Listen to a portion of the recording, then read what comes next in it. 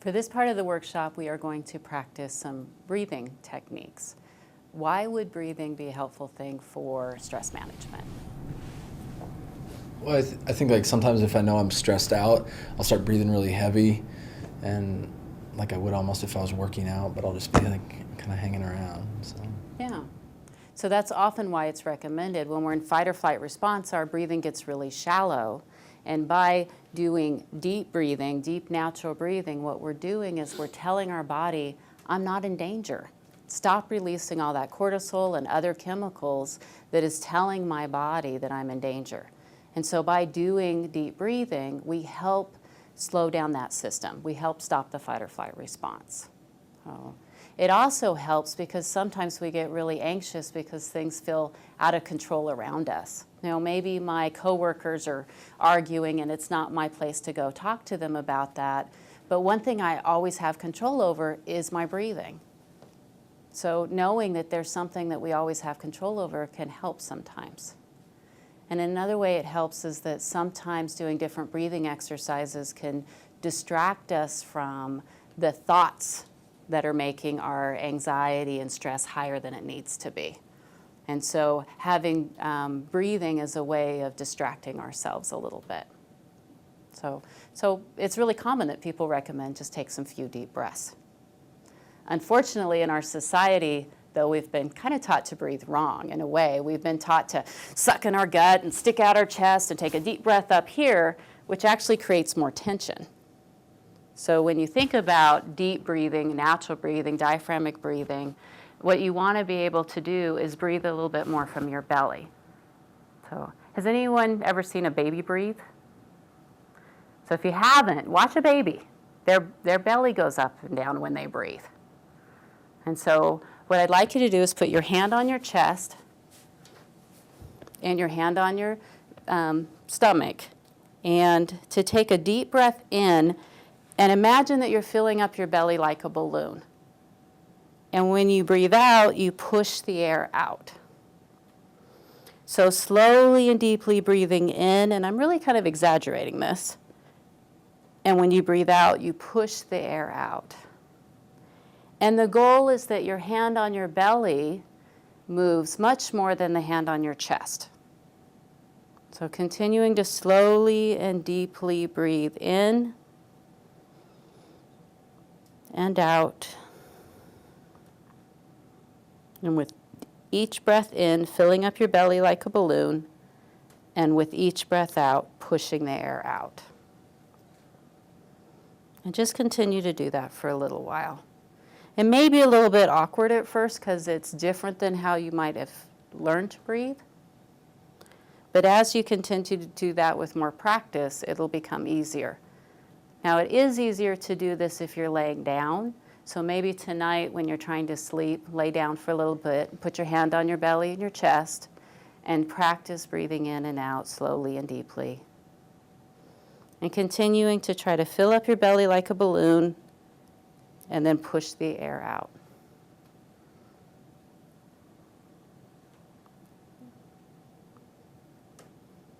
Okay. And go ahead and put your hands down and relax your neck and shoulders.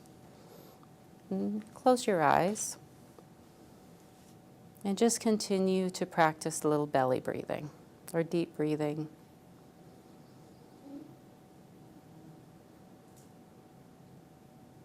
Slowly and deeply breathing in and out.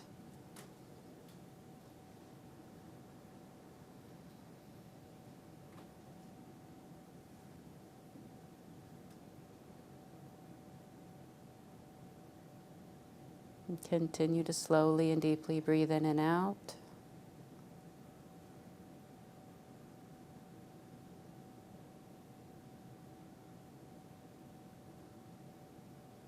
Now go ahead and bring your focus of attention back to the room.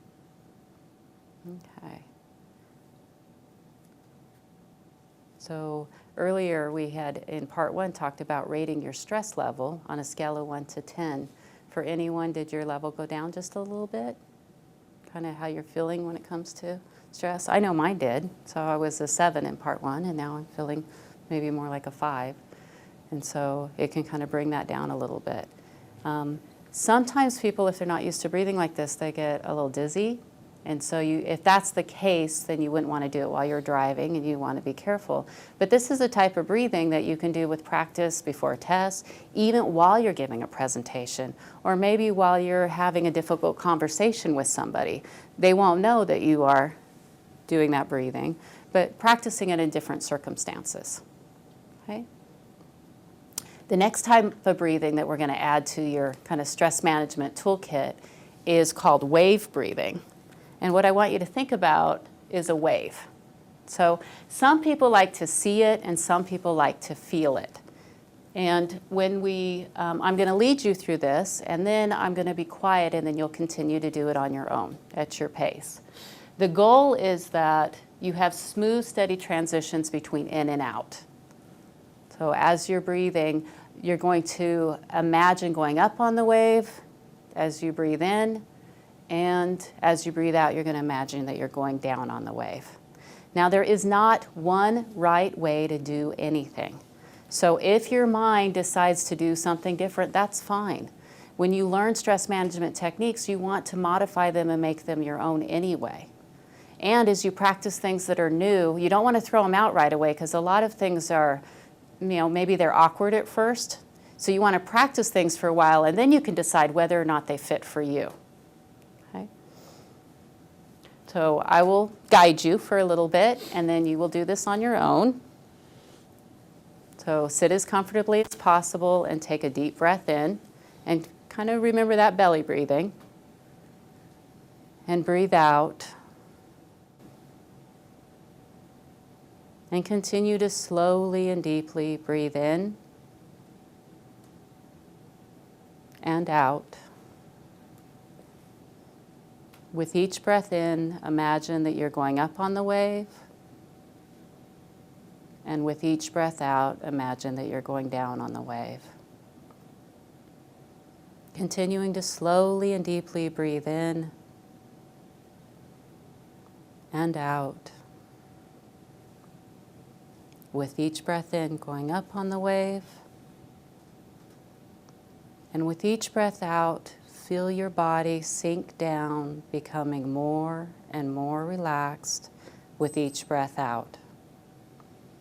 So continuing to slowly and deeply breathe in and out. And with each breath out, feeling your body sink down, becoming more relaxed. And I'll let you know when to stop.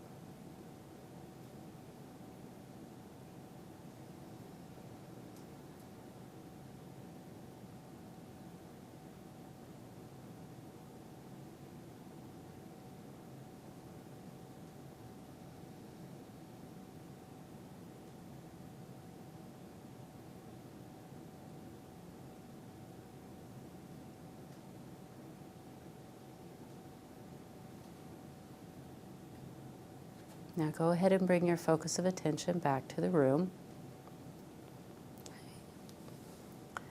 So how many people felt it, kind of felt the wave, or how many people saw it? Some people see it, some people feel it. Oh, anybody do something completely different, like go to the beach or? Okay, yeah, so sometimes that happens, yeah. I found myself getting distracted Okay. a little bit, my mind wandering. Yeah, yeah. And it does take practice to kind of manage our attention and bring it back to what we're doing. And part of it is just being really gentle with ourselves. Our mind, in some cultures they call it monkey mind. It can jump all over the place. So the challenge of gently bringing it back, even if it's just for a few seconds. Because as we talked about in part one, our thoughts do have a big impact on triggering the anxiety, and sometimes the skill of just learning to, not put energy into those thoughts is a skill in itself. Okay. Well, I actually found by really focusing on the quality of my breath and making sure it was deep that it was actually more relaxing that time than just when we first practiced it. So that helped a lot. Yeah. So doing it in a different way was a little bit more helpful. Yeah. So playing around with things and figuring out what works for you. Okay. So, and this might not be one that you do for, if you're driving, right? You don't want to close your eyes and imagine a wave, but it might be a nice one for before presentation or if you're parked at a light for a minute and you have some anxiety or different things. So thinking about different times you can use different techniques. The next one we're going to do is called 3-count breathing.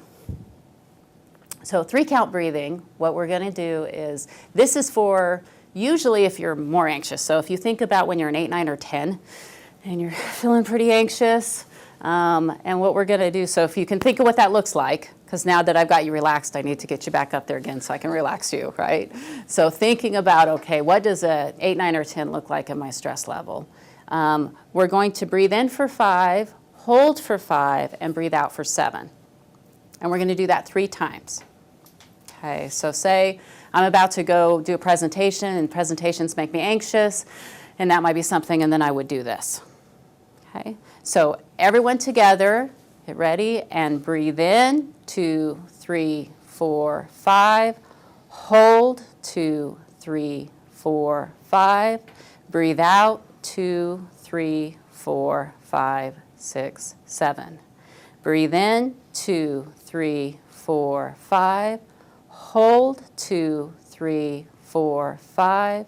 Breathe out, 2, 3, 4, 5, 6, 7. Breathe in, 2, 3, 4, 5. Hold, 2, 3, 4, 5. Breathe out, 2, 3, 4, 5, 6, 7. Okay. So that's a starting point. This, it disrupts that fight or flight breathing, but it also distracts your mind because you're thinking about a thought. You're distracting it from thoughts with thoughts, like counting. This is one, though, that's a starting point, but I want you to modify it. So think about how you would modify 3-count breathing to fit for you. So maybe it was uncomfortable to hold it that long, and you might want to go 5, 3, 7. Or maybe you wished you could breathe out longer or breathe in longer. So think about a way that you would modify it. Some people like to breathe in, breathe out, and then hold. And so that would be another way to modify it. Sometimes people know, man, when I'm an 8, 9, or 10, I'm so stressed out, I'd be going 1, 2, 3, 4, 5, 1, 2, 3, 4, 5. So maybe I need to add a word in there. 1, relax, 2, relax, 3, relax. To slow me down a little bit. So what I'd like you to do is actually share your idea on how you can modify it to make it fit a little bit more for you. So I'd probably just do 7, 5, 7. I feel like I could breathe in longer and feel like I get a more complete breath. Because we are going to do it the modification. You're each going to do it your own way. So 7, 5, 7, what would be a modification for you? Well, I think I have really bad allergies right now, so it's almost like I have asthma, so I'd probably shorten the breath in and probably just hold it for the same amount and breathe out for the same amount, but it's really hard for me to get a deep breath right now. Yeah, so 3, 5, 7 probably maybe? 3, 5, 7 would be good. Because you're going to try it your way, and then you might tweak it again after that. Okay. Well, kind of like you said, I would want to put the pause at the end. So breathe in for 5, breathe out for 7, and then probably pause for about 3. Okay. I kind of want to just amplify. I want to go kind of 10 seconds, 10 seconds, and then maybe even try for 12 or 13. I just kind of want to go big. Okay. Really breathe in really deeply and breathe out really deeply. Yeah. So 10, 10, 12. Mine was kind of similar. I wanted to lengthen mine a little bit on each of them. Maybe not quite 10, maybe, but a little bit more like 8, 8, 8. Okay. 8, 8, 8. Okay. So, and thinking of a way to modify it and make it your own, and then we're going to do that right now. Okay. So I will just say breathe in, but you do it at your pace, at what you want to play around with. So everybody breathe in. And as you do it at your pace, you're going to do it 3 times and then bring your focus back to the room.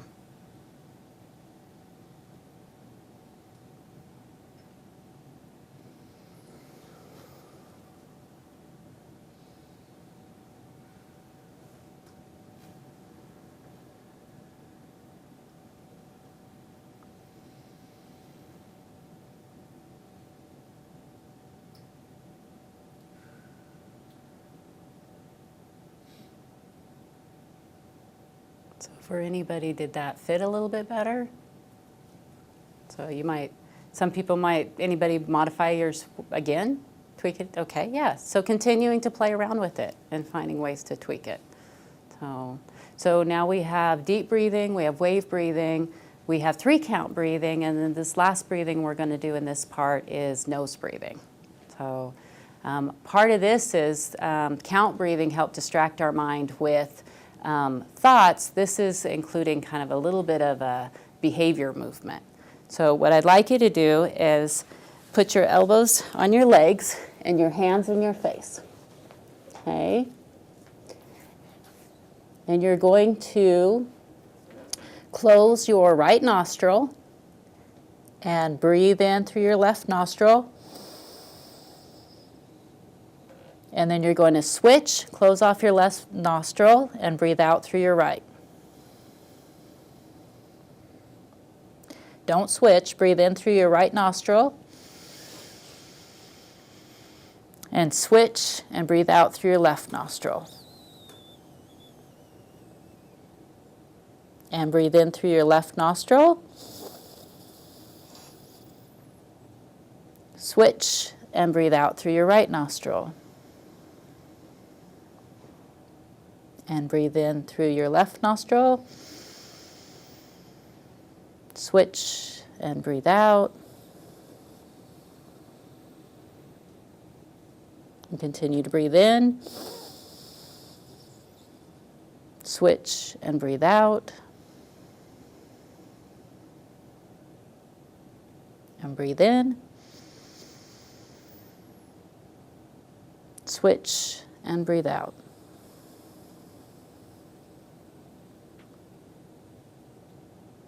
Okay, and bring your focus back to the room.